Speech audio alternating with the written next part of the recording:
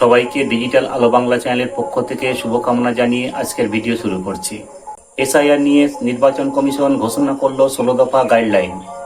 আর যে গাইডলাইন মেনে কাজ হবে এসআইআর এর, আর এই 16 দফা গাইডলাইন কি কি তা জানবো আজকের ভিডিও থেকে। ভিডিওটি অনেক ইনফরমেটিভ হবে। যারা আমার চ্যানেলটাকে সাবস্ক্রাইব করেননি সাবস্ক্রাইব করে পাশে থাকবেন আর নোটিফিকেশনটা অন রাখবেন এমন নিত্য নতুন ভিডিও পেতে। আগামী 4 নভেম্বর থেকে 4 ডিসেম্বর পর্যন্ত প্রত্যেকের বাড়িতে বাড়িতে যাবেন বিএলওরা। আর এই কাজের জন্য 16 দফা কি গাইডলাইন বেঁধে দিল নির্বাচন কমিশন তা কিন্তু আমরা আজকে জেনে নেব। আর এসআইআর শুরু হলে আমাদের রাজ্যে কিন্তু এই 16 দফা গাইডলাইন মেনেই কিন্তু কাজ হবে। তাই চলুন আমরা জেনে নিই এই 16 দফা গাইডলাইন কি কি।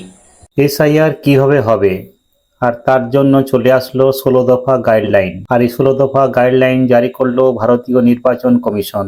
বিহারের তুলনায় এবার স্পেশাল ইনসেনটিভ রিভিশন অনেকটাই সরলীকরণ করা হলো। এই গাইডলাইন অনুসরণ করতে হবে বুথ লেভেল অফিসাররা যখন বাড়িতে বাড়িতে যাবেন এবং গোটা এসআইআর পর্বে। কি কি গাইডলাইন নেওয়া হলো? প্রথম, বিএলওদের নাম, মোবাইল নাম্বার সব বুথে লিখে দেওয়া হবে। এছাড়া সিও বা জেলা শাসকের ওয়েবসাইটে গেলে জানা যাবে বিএলওর নাম ও তার মোবাইল নাম্বার। 2, বর্তমান ভোটার তালিকায় যাদের নাম রয়েছে তাদের প্রত্যেকের কাছে ইনুমেরেশন ফর্ম যাবে। নাম্বার 3, প্রতিটি ভোটারের কাছে ছবি, পার্ট নাম্বার, বুথ নম্বর সহ ছাপানো 2টি ফর্ম যাবে। নাম্বার 4, ভোটারের দেখা না পেলে বাড়িতে লেটার বক্সে বা দরজার ফাঁকে ঢুকিয়ে দিয়ে আসতে হবে। নাম্বার 5, ফর্ম জমা দেওয়ার সময় কোনো নথি দিতে হবে না, তবে ফর্মে 2002 এর ভোটার তালিকায় তার বাবা, মা বা ঠাকুরদা বা ঠাকুমার নাম থাকলে সেই লিঙ্ক উল্লেখ করতে হবে।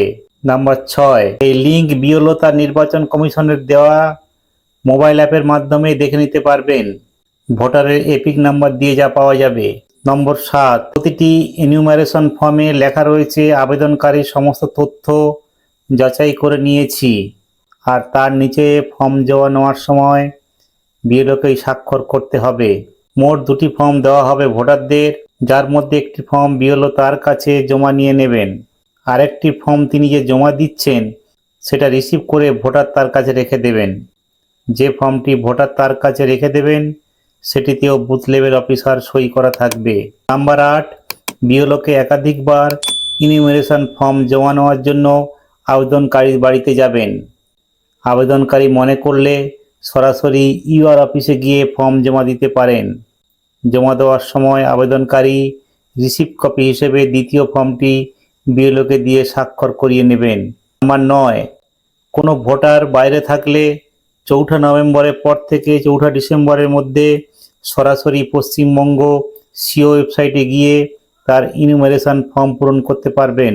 নাম্বার 10, কোনো ব্যক্তি কাজের জন্য বাইরে থাকলে তার হয়ে পরিবারের অন্য সদস্য স্বাক্ষর করে ফর্ম জমা করতে পারবেন, তবে স্বাক্ষরকারীকে লিখে দিতে হবে আবেদনকারীর নাম আর তার সঙ্গে কি সম্পর্ক।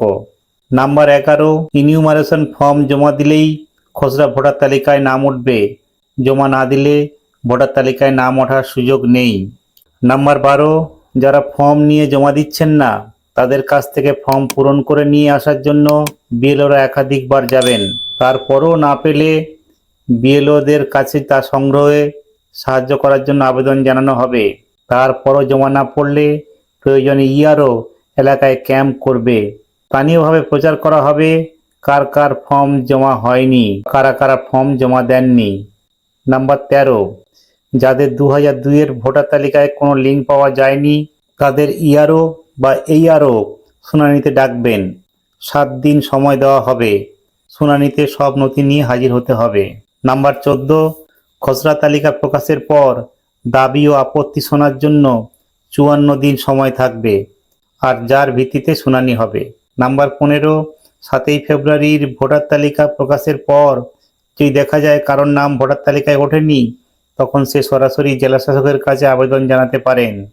সেখানে তার আবেদন খারিজ হয়ে গেলে সিওর কাছে আবেদন করতে পারেন। নাম্বার 16, তারপরও ভোটার তালিকায় নাম তোলার জন্য আবেদন জানাতে পারবেন। নির্বাচনের মনোনয়নপত্র জমা দেওয়ার শেষ পর্যন্ত এই আবেদন জানানো যাবে।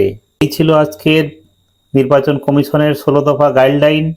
এমনই ইনফরমেটিভ ভিডিও পেতে আমার চ্যানেলটাকে সাবস্ক্রাইব করুন আর পাশে থাকা নোটিফিকেশনটা অন করুন। চলুন আবার দেখা হবে নতুন ভিডিওতে।